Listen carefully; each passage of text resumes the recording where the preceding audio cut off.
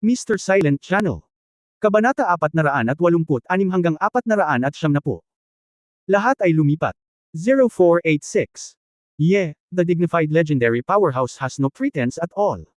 For a character like him, what he said just now is enough to make him dissatisfied with US. Ang pinakamahalagang bagay ay hindi siya nakakaramdam ng anumang pag-aayos sa kanya. Dahil, naghinala lang ako na ang taong ito ay isang peking Lucifer, may pagdududang sabi ni Gray. Hindi kaya totoo ang lahat ng chismis. Pagkatapos ng paghaharap ng Master Disciple ni Lucifer at ng Black Emperor, siya mismo ang nawala sa kanyang cultivation. Excited na sabi ni Helena.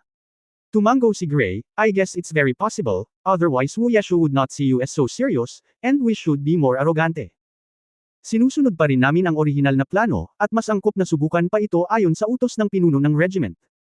Pumayag din si Helena, kinuha ang kanyang mobile phone, at nag-dial ng numero. Sa 4. Seasons Hotel, matapos makita ang business partner, bumalik si Su Qingzu sa kanyang business suite.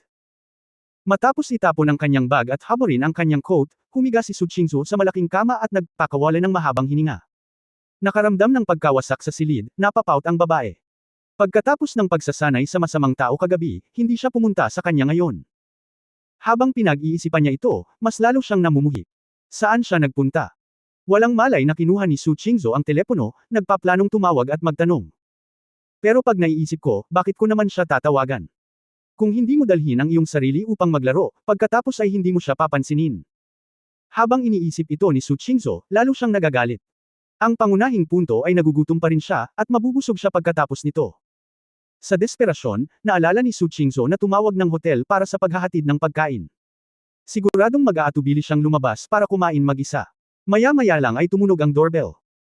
Naisip ni Su Qingzu na may darating, at ngumuso, iniisip na pag-alitan siya, ngunit sa sandaling binuksan niya ang pinto, nakita niya ang isang manager ng hotel na nakatayo sa pintuan na nakangiti. Ms. Su, iniistorbo kita, magalang nang umiti ang puting manager. Ayos lang, anong meron? Tanong ni Su Qingzu. Ayan, Mr. Francois Pinoy at Henry Pinoy, gusto ka daw nilang bigyan ng mga regalo. Bumaba na sila. Tanungin ko kung pwede silang umakyat. Maingat na tanong ng puting manager. Nang marinig ni Su Qingzu ang dalawang pangalang ito, parang pamilyar ito sa kanya. Pagkaraan ng ilang segundong pag-iisip, bigla siyang may naisip, at hindi niya naiwasang magulat, pinag-uusapan niya si Pino at ang kanyang anak na taga-caring group. Natigilan si White Manager, saka ngumiti. Sabi, syempre, Ms. Su, hindi ba dapat kilala mo sila? Malinaw nilang itinuro na hinahanap kanila. Ang pamilyang Pinault ay isang sikat na mayaman sa buong bansa at maging sa buong mundo. Pakiramdam ni Su Qingzu ay biglang hindi sapat ang kanyang utak. Kahit na ang kanyang IQ na 180, hindi niya maisip ang nangungunang mayamang tao sa mundo, ang pinuno ng industriya ng fashion sa mundo, at ang pinuno ng industriya ng fashion sa mundo. Pupunta siya dito para bigyan siya ng mga regalo. Ang Su Qingzu ay may 10 bilyong asset. Makatuwiran na ang mga asset na kinokontrol ng pamilya Pinuo ay nasa 10 hanggang 20 bilyong yuan lamang ang layo. Gayunpaman, ang pera ay mababaw lamang, ang mga nakatagong pag-aari na talagang kontrolado sa likod nito, at ang impluwensya nito sa mundo. Ito ay hindi isang antas. Ito ang pagkakaiba ng world-class na mayaman at pambansang mayaman. Ang susi ay humingi pa ng pahintulot sa kanya si Pino at ang kanyang anak sa mahinang boses, kung hindi, hindi sila maglalakas loob na umakyat sa itaas. Dapat mong malaman na sa ilalim ng normal na mga pangyayari, kung nais ng Splendid Group na pag-usapan ang pakikipagtulungan sa Caring Group, maaaring hindi sila handang makipagkita. Matapos patatagin ni Su Qingzu ang kanyang emosyon, nagmamadali siyang nagsabi, bumaba ako para makita sila. Anuman ang mangyari, nadama ni Su Qingzu na dapat siyang bumaba upang makita ang iba, sa halip na hayaang bisitahin siya ng ama at anak ng pinakamalalaking pangalan sa industriya ng fashion. Natural, hindi tumanggi ang manager, at dinala si Su Qingzu sa lobby sa unang palapag. Pagdating niya sa bulwagan, natigilan si Su Qingzu sa eksenang nasa harapan niya. Nakita ko sa gitna ng bulwagan, sa isang open space, mayroong higit sa 100 packaging bag, na lahat ay mga luxury goods ng Caring Group, siksikan. Karaniwang walang gaanong oras si Su Qingzu upang bisitahin ang mga luxury store, ngunit sa bilog na ito, alam na niya ang ilang sikat na estilo. Sa isang casual na pagtingin sa mga luxury item na ito na nakalantad sa labas, tinatayang ang mga regalo sa lupa ay nagkakahalaga ng mas mababa sa 3 o 4 na milyon. Kung may limitadong halaga ng mga ito, malamang na ito ay 10-10 milyon. At mahigit 100 bodyguard na nakaitim ang nakatayo sa magkabilang gilid, nagbabantay sa tambak ng mga regalo. Isang matandang lalaki at isang nasa katanghaliang gulang na lalaki, na may mabait at magalang na mga ngiti, nakatayo doon naghihintay. Mr. Pino. Hinahanap mo ba ako? Nakilala ni Su Qingzhou ang mag-ama dahil maraming beses nang lumabas ang kanilang mga larawan sa ilang fashion at financial news. Mabilis na yumuko ang matandang Pino at ang kanyang anak na si Henry. Ma'am, isang karangalan na pagsilbihan ka, sana ay magustuhan mo ang mga reg along ito. Hindi nakatiis si Su Qingzhou, sumimangot siya at sinabing, Mr. Pino, mangyaring huwag gawin ito, isa lang akong ordinaryong negosyante, ikaw. Ginagawa mo akong gulo ng ganito. Ang matandang Pinuo ay isang mature na lalaki, at agad na naunawaan na ito ay ang pagkakakilanlan ni Ye Fan na hindi alam ni Su Qingzhou, kaya't sinabi niya, I'm sorry, madam, nakalimutan kong linawin na ang lahat ng mga regalo dito ay pinili ng iyong asawa para sa iyo. Kami. Nakipag-appointment para magtanghalian kasama si Mr. Ye, at sa tingin ko malalaman mo ang lahat pagdating niya. Galing ito kay Ye Fan. Nanlaki ang mga mata ni Su Qingzhou, at bigla siyang nawalan ng malay. Gaano karaming sorpresa ang kailangang ibigay sa kanya ng lalaking ito bago sumuko? Ang dating Master Eric, Dr. Runida, Paco at ang kanyang anak ay sapat na upang sorpresahin siya. This time, kilala pa niya ang mag-amang Pino ng Caring Group. Bagamat sinabi ni Ye Fan bago siya dumating na marami siyang kakilala at marami siyang maitutulong sa negosyo, nang talagang nakita ni Su Qingzhou ang kanyang nakita, hindi pa rin siya kapanipaniwala. Ang susi ay alipin pa rin si Pino at ang kanyang anak, napakagalang kaya napahiya si Su Qingzhou. Mr. Pino, sino si Ye Fan at bakit mo siya kilala? Hindi maiwasang magtanong ni Su Qingzhou. Ngunit mukhang napahiya ang matandang Pino, Madam, kung hindi sinabi sa iyo ni Mr. Ye ang tungkol sa sitwasyon, hindi kami maglalakas loob na sabihin ito. Masasabi lang namin na si Mr. Ye ang aming dakilang benefactor, at kaya naming protektahan ang Caring Group, salamat kay Mr. Ye. Natigilan si Su Qingzhou, ano ang ginawa ni Ye Fan? Mayroong napakahusay na kakayahan. Ma'am, dapat ba naming dalhin ang mga reg along ito sa iyong silid o sa ibang lugar? Nakangiting tanong ng matandang Pino. Nakita ni Su Qingzhou ang mga bagay sa lugar na ito at mapait na ngumiti, Mr. Pino, paano ako maglalagay ng napakaraming regalo sa aking silid, at napakarami, sa palagay ko ay hindi ito dapat pinili ni Ye Fan, ngunit sa inyo. Oo. Hindi, lahat ito ay pinili ni Mr. Ye, nagmamadaling tanggi ni Old Pinolt. Sinabi ni Su Qingzhou, ngunit kahit na siya talaga ang pumili, napakarami, hindi ako kasya sa aking silid, ngunit. Bago matapos magsalita si Su Qingzhou, sinabi ni Old Pino sa manager ng hotel sa tabi niya, Presidential Suite. Meron pa ba? Magalang na tumango ang manager ng hotel, yes, there is a gentleman. I book ang Presidential Suite na iyon para kay MS Su, at dalhin ang lahat ng regalo. Sabi ng matandang Pino. Chapter 0487 Ano ang nangyayari? 0487. Kung narinig ng iba ang mga ganoong salita, iisipin nilang baliw ang matanda. Ang Presidential Suite ng Four Seasons Hotel ay nagkakahalaga ng 10,000 euro para manatili ng isang gabi, ngunit ginamit lang niya ito bilang isang malaking bodega para maglagay ng mga regalo para kay Su Qingzhou. Gayunpaman, si Pino, isa sa mga nangungunang tycoon sa enamel ang nagsalita, kaya ginawa ito ng manager ng hotel ng walang pag-aalinlangan. Naisip ni Su Qingzhou na gumagastos siya ng masyadong maraming pera, ngunit nang makita ang eksenang ito, napagtanto niya na siya ay talagang makatuwiran. Hehe ma'am, dadalhin ng mga bodyguard natin lahat ng regalo, sana magustuhan mo ang ilan sa mga ito, magalang na sabi ng matandang Pino. Hindi na alam ni Su Qingzhou kung ano ang sasabihin, lalo siyang naging curious kung anong klaseng lalaki ang pinakasalan niya. Matandang Pino. Ito ay, pumasok si Ye Fan mula sa labas ng gate, na sinundan ni Wu Yeshuo. Nang makita ang matandang lalaki, tumawa si Ye Fan nang humihingi ng tawad, pasensya na, umikot ako sa labas at medyo late na bumalik. Tungkol sa pares ng mga regalo sa lupa, si Ye Fan ay masyadong tamad na tingnan ito. Anyway, mabait na tao si Old Pino at dapat mapagkakatiwalaan. Nako! Sisigaw na sana ang matandang Pino, ngunit bigla niyang naalala na naroon si Su Qingzhou, nagmamadaling hinayla ang kanyang anak na si Henry, at magalang na tinawag si Mr. Ye. Ang aking sariling mga tao, hindi kailangan ng labis na kagandahang asal. Ngumiti si Ye Fan at tinapik ang mga balikat ng mag-ama. Kahit na siya ay isang lalaki sa kanyang 20s, siya ay kumilos bilang isang matanda sa isang matandang lalaki at isang nasa katanghaliang gulang na lalaki. Nagulat ang lahat sa paligid. Sinabi ni Henry nang may paggalang, Mr. Ye, madalas na binabanggit ng aking ama ang iyong tulong sa aming pamilya. Umaasa ako na sa hinaharap, tulad ng aking ama, maaari akong magambag ng isang maliit na bahagi ng pamilya sa iyo. Okay, tapos every year magpadala ng batch ng mga produkto mo sa asawa ko, tapos siguradong matutuwa si Mrs., di ba, Mrs.? Ngumisi si Ye Fan kay Su Qingzhou.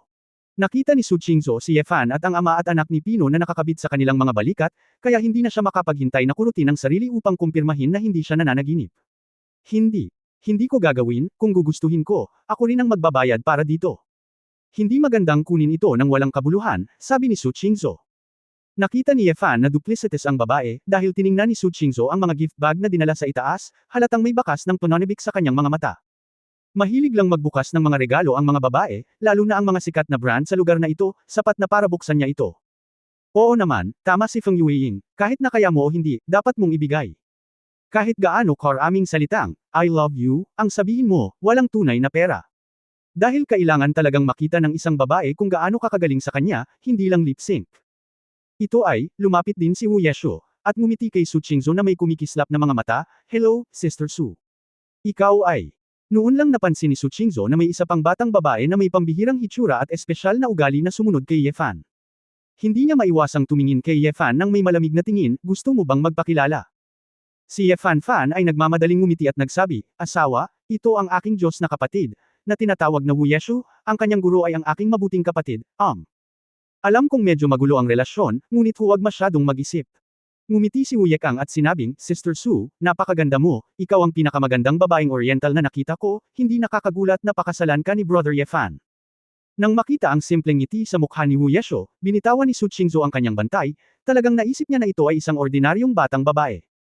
Ang hindi niya alam ay si Wu Yeshu, bilang isang mahusay na mamamatay, ay may mga first class na kasanayan sa pag-arte, at madaling maging hindi nakakapinsala sa mga tao at hayop. Sa relatibong pagsasalita, si Su Qingzhou, sa mga mata ni Wu Yeshu, ay isang babaeng madaling linlangan. Napakaganda mo rin, Wu Yeshu, napaka-espesyal ng pangalan mo, taga-Fusang ka ba? Tanong ni Su Qingzhou.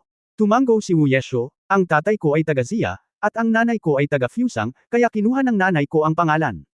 Kaya nga, ngayon lang ba kayo lumabas ni Ye Fan? Palaging gustong itanong ni Su Qingzhou kung saan nagpunta ang lalaki sa madaling araw.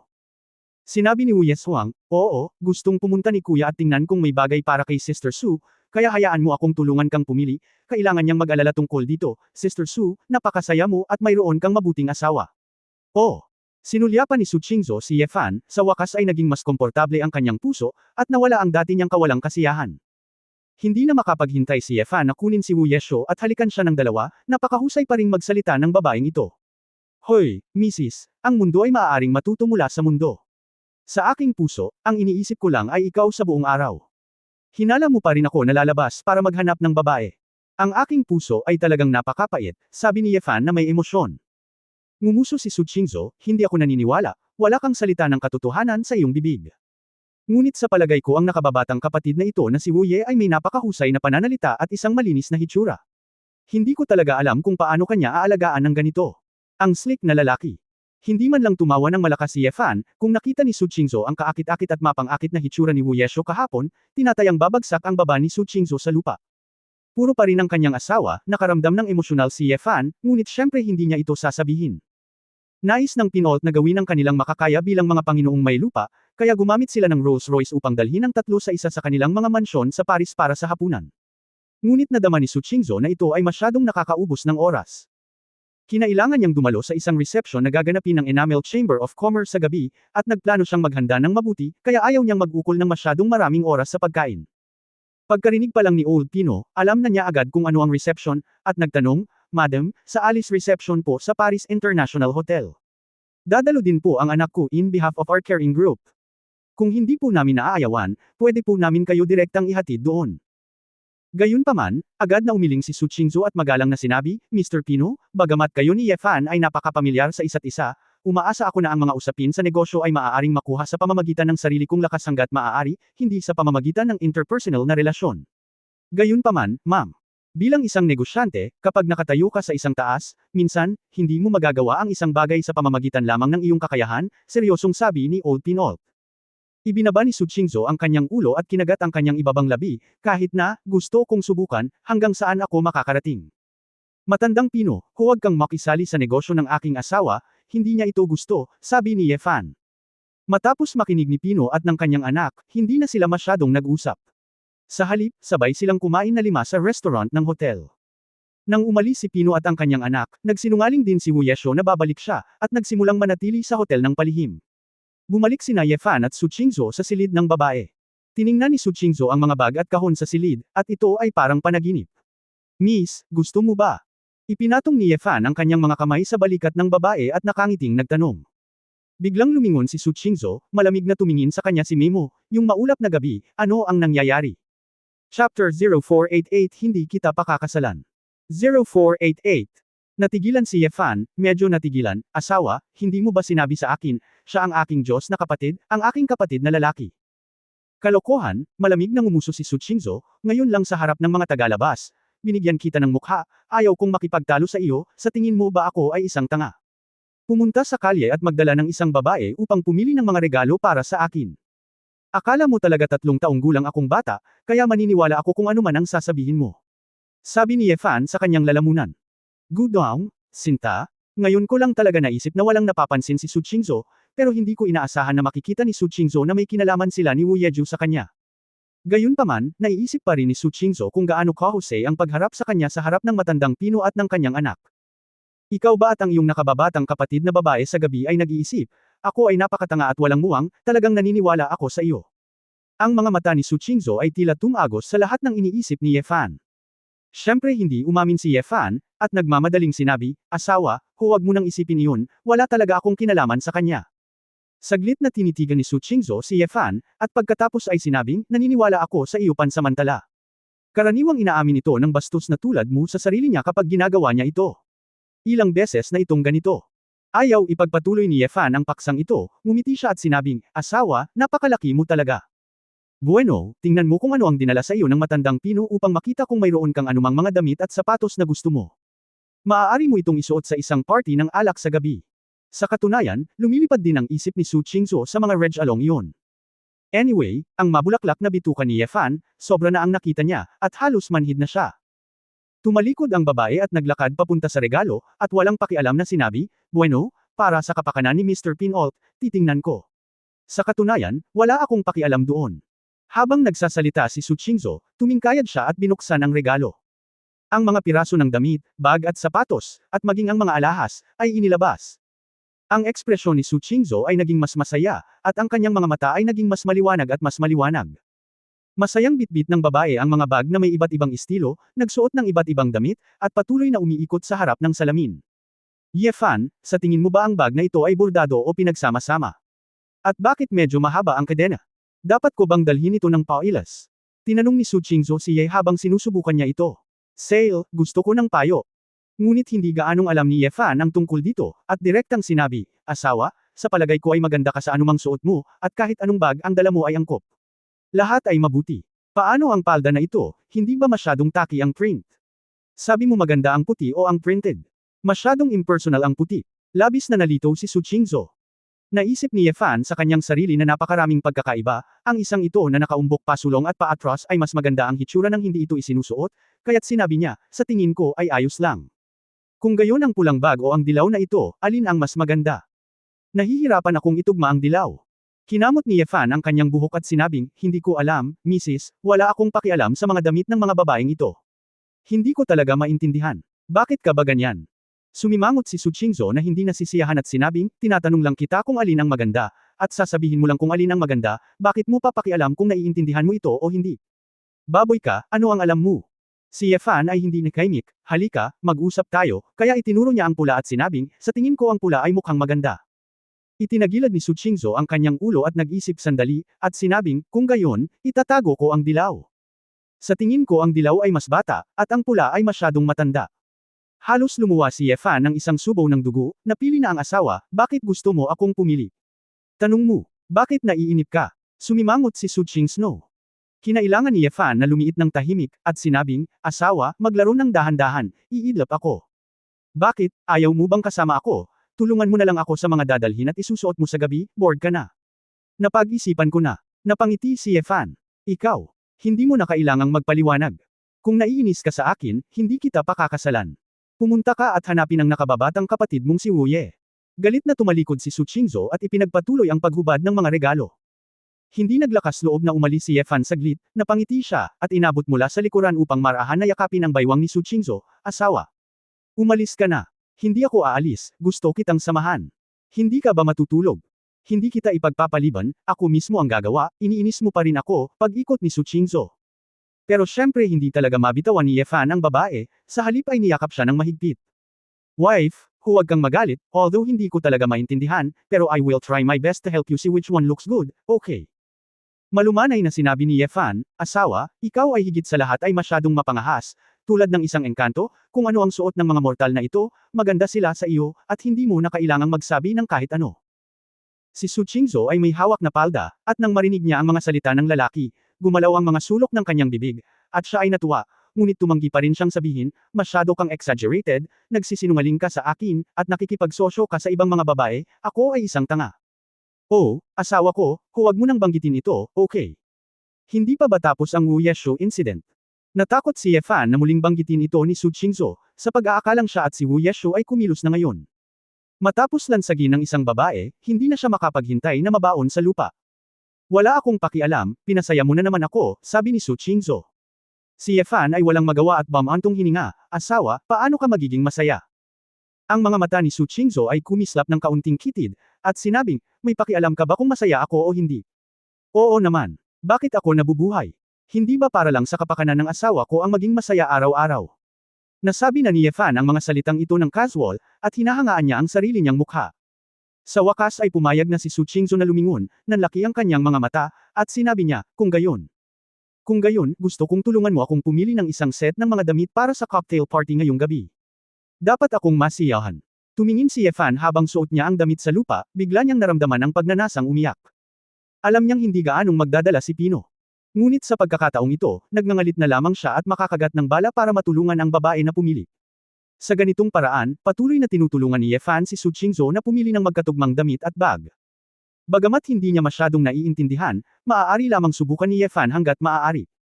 Matapos ay unpack ang mga regalo sa kwarto ni Su Qingzhou, hindi pa rin nasisiyahan si Su Qingzhou, kaya pumunta silang dalawa sa presidential suite at nagsimulang mag-unpack ng iba pang mga bagay. Nalaman ni Yefan na may mga regalo para sa dalawang kwarto. Hindi ba niloloko siya nito? Chapter 0489 There is always a chance. 0489.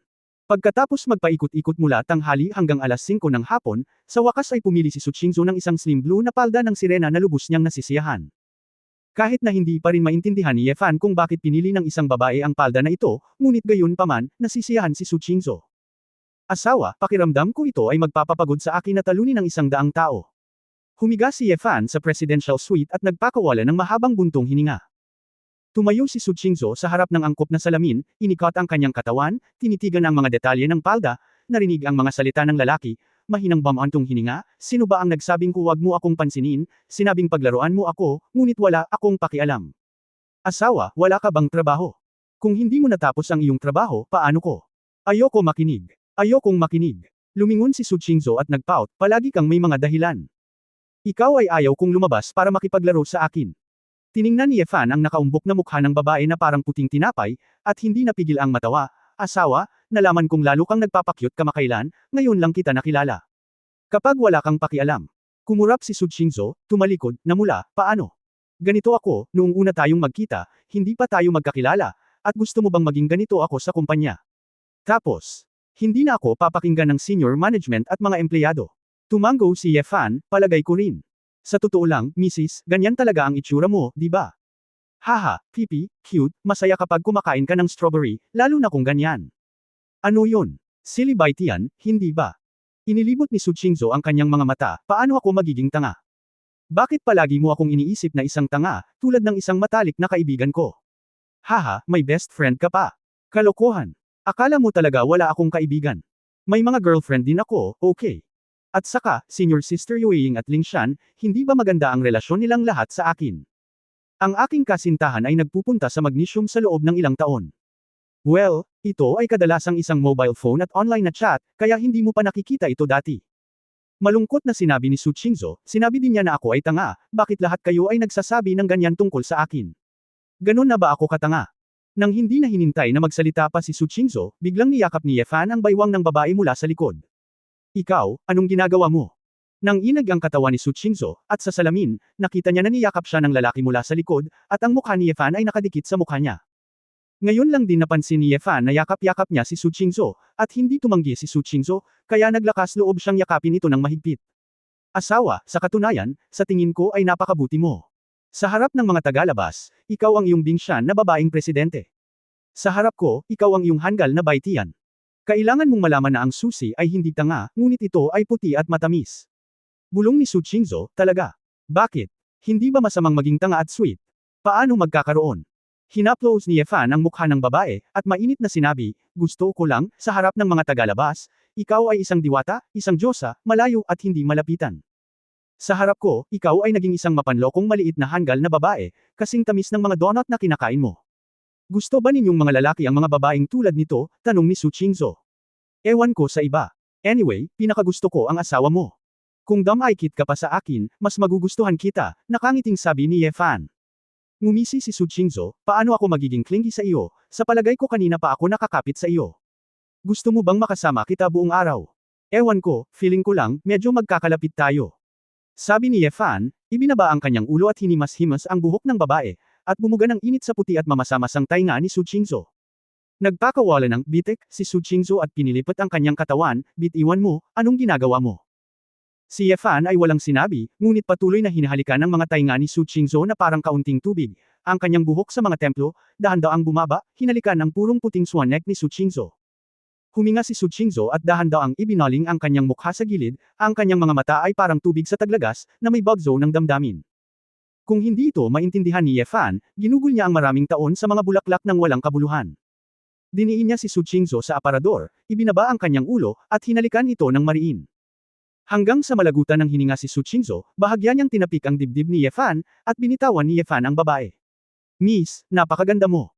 Inabot ni Yefan at hinawakan ang mukha ng babae, huminga ng malalim. Si Su Chingzo ay mainit din sa buong paligid. Hindi pa niya naramdaman ang gayong pagpapasigla sa kanyang katawan bago, na nagpapainit sa kanyang ulo, at siya ay medyo nawala. Nang muli siyang hinalikan ni Yefan, hindi na tumanggi si Su Chingzo, at hindi niya namalaya na tumatakbo ang kamay ng lalaki sa paligid niya. Dahan-daang niyakap ni Yefan si Su Chingzo at lumipat sa malaking kama habang nandoon kami, tumunog ang doorbell mula sa labas. Presidente Su. Presidente Su. Narinig ang boses ni Xing Enji, President Su, time is up. Are you in there? Magsisimula na ang reception. Hinayla ng sigaw na ito pabalik ang kaluluwa ni Su Chingzo. Nagpanik ang babae na parang isang maliit na puting kuneho at agad itong iniwasan. Malungkot ang mukha ni Yefan, at sa wakas ay nagawang iugnay ang pag-ibig ni Su Chingzo. Noong una ay naisip niya na ngayon ay isang bagay na syempre, upang makumplito ang kasal kasama ang kanyang asawa, ngunit hindi niya inaasahan na ito ay pupuksain ng maldita na Xing Enji na yun.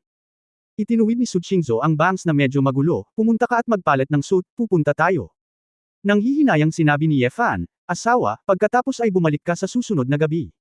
Maaari ka bang? Huwag masyadong agresibo. Sumimangot si Su Chingzo. Ang mukha ni Yefan ay inosente, paano siya naging mabangis ngayon pagkatapos na magaling ngayon? Tila napagtanto ni Su Chingzo na seryoso ang kanyang sinabi, at mahinang sinabi, huwag kang magmadali, gayon paman, nakuha na rin namin ang lisensya, at legal na kami ay mag-asawa. Hanggat tinatrato mo ako ng maayos, palaging may mga pagkakataon sa hinaharap. Masayang ngumisi si Yefan at nakangiting sinabi, asawa, gamaan ang loob ko kapag sinabi mo iyan, syempre pakikitunguhan kita ng maayos. Oo nga pala. Asawa, hindi ko inaasahan na magaling ka pala, hindi talaga. Walang pad. Narinig ito ni Su Chingzo, namula ang kanyang mukha at sinipa si Yefan gamit ang kanyang paa, tumahimik ka. Huwag kang magsalita. Natuwa si Yefan at naantig ang gusto niya, kahit na hindi niya magawa ang gusto mong gawin, ngunit palaging maganda ang pagunlad. Nang lumabas siya ng silid, medyo nagulat si Xing Enji nang makita niya si Yefan, ngunit hindi nagtagal ay nagpakita siya ng tingin na isang lalaki lang ang nakakaintindi, at nakangiting sinabing, nagsumikap si Assistant Ye. Ngumiti si Yefan at sinabi, si Manager Xing ay nagtrabaho ng husto, kaya maghintay ng mahabang panahon. Sinulyapan ni Xing Enji ang mga regalo sa presidential suite na may gulat na ekspresyon sa kanyang mukha, at nagmamadaling sinabi, hindi. Hindi mahirap, Assistant Ye, ito ay. Kabanata 0490 Mag-asawa. 0490. Lumabas si Su Chingzo at sinabing, huwag kang magtanong kung hindi mo dapat, pumunta sa kotse at maghintay. Muling napalitan ng malamig na tingin ang babae, at mabilis na tumango si Xing Enji at umalis sa sandaling dumating ang momentum. Hindi napigilan ni Yefan na matigilan, ang Su Chingzo na ito ay halos tila may split personality, at ang pagbabago ay masyadong malaki. Magpalit ka na ng suit mo. Anong tinitingin-tingin mo? Pinandilatan ni Su Chingzo ang lalaki. Napangiti si Yefan na nahihiya, Tara na.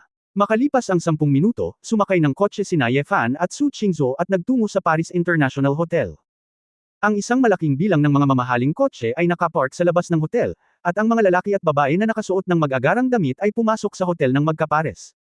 Ang pagtanggap ni Alice ay isang pagtanggap kung saan nagtitipon ng isang malaking bilang ng mga mayayamang negosyante at organisasyon ng gobyerno. Hindi man ito inorganisa ng gobyerno, ito ay isang mahalagang okasyon kung saan maraming kooperasyon ang maaaring pag-usapan. Pagkatapos ng lahat, kapag ang lakas ng kumpanya ay umabot sa isang tiyak na antas, maraming beses kapag tinatalakay ang pakikipagtulungan, ito ay tungkol sa pagtingin sa mga tao at mga relasyon. Bagamat walang formal na kontratang pinirmahan sa ganitong uri ng pagtanggap, ito ay isang magandang pagkakataon upang makilala ang isa't isa. Kung maaari kang makipag-usap ng masaya sa reception, pagkatapos ay maaari mong pag-usapan ang tungkol sa formal na pakikipagtulungan bilang isang bagay ng kurso. Nais ng Splendid Group ni Su Qingzhou na buksan ang isang sitwasyon sa Europa, at hindi maiiwasang lumahok sa mga ganitong okasyon. Inimbitahan ng organizer ng reception si Su Qingzhou, na halatang kinikilala ang lakas ng Splendid Group, ngunit anong uri ng kooperasyon ang maaaring makamit dito ay depende sa sariling kakayahan ni Su Qingzhou. Si Ye Fan at Su Qingzhou ay sabay na pumasok sa banquet hall, ang waiter ay nagdala ng champagne, at hindi nagtagal pagkatapos pumasok ang dalawa, isang lalaki at babae na magkahawak kamay ang lumapit sa kanila, at tila sila ay taga-Zia. Ang lalaki ay nakasuot ng puting suit at nakasuot ng pulang bow tie. Tumingin siya sa edad na 30s na may gwapong hitsura. Ang babae ay may mahabang wavy na buhok at isang kaakit-akit na mukha. Hindi ba ito si President Su ng Jinxiu Group? Nagkusa ang lalaki na kumaway kay Su Qingzhou, na may mapanlate na ngiti sa gilid ng kanyang bibig. Narinig ko mula sa mga tao sa ibaba na si President Su ay pumunta din sa Fagwo sa pagkakataong ito, at naisip ko na ako ay nagkamali, hindi ko inaasahan na si Pangulong Su ay talagang may malaking puso, at talagang naglakas loob siyang pumunta. Nang makita ni Su Qingzhou ang lalaking ito, mas lalong nanlamig ang kanyang magandang mukha. Mr. O, hindi ko inaasahan na pupunta ka sa Paris sa ganitong oras. Pinayagan ka ba ng Board of Directors ng OG? O pumunta ka ba dito para magbakasyon para i-relax ang iyong isip? Sa sandaling nagkita ang dalawa, may kahulugang tit for tat, pinag-isipan itong mabuti ni Ye Fan, ngunit naalala niya kung sino ang taong ito. Si OG yun, ang batang may-ari ng OG Group, ay narinig ng ilang beses na nag-usap sina Su Qingzhou at Feng Yueying sa lugar ng trabaho sa loob ng 6 na buwan ni Ye Fan sa kumpanya. Ang OG Group ay isang malaking kumpanya sa Jiangsu Province. Ang tagapagtatag ay may background ng mga nagbabalik at may malaking bilang ng mga pamumuhunan sa ibang bansa. Sa larangan ng komersyal na real estate, industriya ng libangan at kultura, at mga high-end na hotel, isa ito sa mga nangungunang malalaking negosyo sa Xiaoguo. Dahil ang mga lugar na ito ay mga pangunahing negosyo din ng Splendid Group, ang dalawang kumpanya ay palaging magkatunggali. Sa mga unang araw ng Splendid Group, imposibleng makipagkompetensya kay OG, ngunit sa nakalipas na ilang taon pagkatapos manungkulan si Su Qingzhou, unti-unting natatabunan ng momentum ng Splendid Group ang veteranong si OG. Ito ay natural na nagpahirap sa buhay para sa batang may-ari ng pamilyang O. Palagi siyang ikinukumpara kay Su Qingzhou, at hindi nagustuhan ng Board of Directors at hindi na makapagnegosyo. Nang marinig ito, napangiti si Ojion, Mr. Su, salamat sa iyong pag-aalala, ikinalulungkot ko lang na sabihin sa iyo na sa pagkakataong ito ay narito ako para pumirma ng kontrata kay Mr. Escalade at Mr. Brewer, ikinalulungkot kong sabihin sa iyo. Nagawa ko na ang gusto mong makamit. Sumimangot si Su Qingzhou, hindi ka man lang dumalo sa planning conference ngayong gabi, paano mo nalaman ang tungkol sa Escalade at Brewer? Papayag ka bang makipagtulungan sa iyo OG? Sa oras na ito, ang kaakit-akit na babae sa tabi ni Ojion ay humajijek at sinabing, ikaw si Su Qingzhou, mukhang hindi ka kasing talino gaya ng sinasabi ng mga alamat, hindi mo ba kilala si Miss Ben? Dapat ba kitang makilala? Malamig na sabi ni Su Qingzhou. Binawi ng kaakit-akit na babae ang kanyang buhok at sinabi, ang pangalan ko ay Zhang Manteng, dapat ko bang narinig ito ngayon? Hindi, sabi ni Su Qingzhou, na may mukhang walang pakialam. Nagbago ang mukha ni Zhang Manteng, at malapit na siyang magalit, namilog ang mga mata, ngunit pinigilan niya ang sarili at humajijek, kalimutan mo na, wala akong masyadong pakialam sa iyo, isang negosyanteng tulad mo na pwede lang maging gangster sa China, di ba? Normal lang na marinig ang tungkol sa Ferrier Group ko. Gusto ko lang ipaalala sa iyo na mas mabuting huwag kang pumunta kina Mr. Escalade at Mr. Brewer ngayong gabi para ipahiya ang iyong sarili. Hindi lamang sa isang formal na corporate-level negotiations, kahit na ito ay isang informal na pagbati sa cocktail party ngayong gabi, kasama ang aking kasintahan at ako dito, wala kang pagkakataon. Sinabi ni Su Qingzhou nang hindi nagbabago ang kanyang ekspresyon, bagaman hindi ko pa rin alam kung sino ka, kung wala nang iba pa, aalis na tayo. Ito ay talagang mayabang tulad ng sinasabi ng mga sabi-sabi, ang isang taong tulad mo na umakyat sa mataas na klase na may kaunting swerte, at pagkatapos ay iniisip na siya ay kamangha-mangha, marami akong nakita, dahil hindi mo sineseryoso ang aking mga salita, pagkatapos ay maghintay ka. Pakiramdam ang kabiguan, pag-iinis ni Zhang Manteng. Ting-ting, huwag ka nang magsalita ng marahan, kung sakaling ang ating napakatalino na si President Su ay makapirma ng kahit anong maliit na kontrata, tulad ng ilang proyektong basura na hindi natin gusto. Haha, natatawang sabi ni Oh Ji-yeon. Tumango si Zhang Manteng, honey, tama ka, wala tayong masyadong magagawa, tutal malayo naman ang mga tao, at bihira ang pumunta sa Paris para dumalo sa Alice reception. Sige, sasama ako sa tatay ko. Sabi, hayaan ang ilang mga maliliit na kumpanya na huwag tumingin sa aming mga mukha. Kung meron man talagang maliit na bagay na maibibigay sa Jinxu Group, ibigay mo na lang sa kanila, tutal kumpanya din naman ito ni Ziago, di ba? Tumawa si Oh Ji-yeon at sinabi, ang aking biyenan ay palaging ang bahay ay mabait at dapat sumang-ayon sa ganitong paraan. Ang dalawa sa kanila ay kumanta ng magkakasuwato, tumingin kay Su Qingzu ng masama, at pagkatapos ay naglakad palayo. Para naman kay Ye Fan, hindi sila nag-abala pang magtanong, dahil alam ng mga tagalabas na si Su Qingzu ay single, at ang taong nagdala ng reception ay isang assistant o bodyguard, kaya hindi na kailangang mag-isip ng husto. Pagkaalis nilang dalawa, hindi naiwas ang itanong ni Ye Fan, asawa, Ferrier Group, ang kumpanya ba ng media na sumasaklaw sa Asia at Europe? Ang mukha ni Su Qingzu ay hindi rin masyadong maganda, at sinabi niya, alam mo pa rin ako, mukhang nabasa mo na ang impormasyong ibinigay ko sa iyo. Hoy, kung ano ang ipinakikita mo sa akin, syempre titingnan ko. Sinabi ni Ye Fan, ang Zhang Manteng na iyon ay dapat ang kumokontrol na may-ari ng Ferrier Group, ang anak ng pamilya Zhang. Kinagat ni Su Qingzu ang kanyang mga labi. Champagne, ay nagsabi, si Oh Ji-yeon ay tila pagkatapos ng matinding pagkatalo sa China, nais niyang mabawi ang isang lungsod sa Europa, at hindi niya alam kung kailan niya makikita ang anak na babae ng pamilya Zhang. Gayun din, kung hindi siya gumawa ng ilang mga tagumpay, ito ay tinatayang na sila ang pamilya ay malapit nang mawalan ng karapatang magsalita sa Board of Directors. Kung hindi dahil sa ama at lolo't lola niya ang nagtatag kay OG, natanggal na sana siya ngayon. Nagtanong si Ye Fan, asawa, anong negosyo ang gusto mong makipagkompetensya sa kanila? Pagtatapos ng kabanatang ito. For more videos, please like, share and subscribe.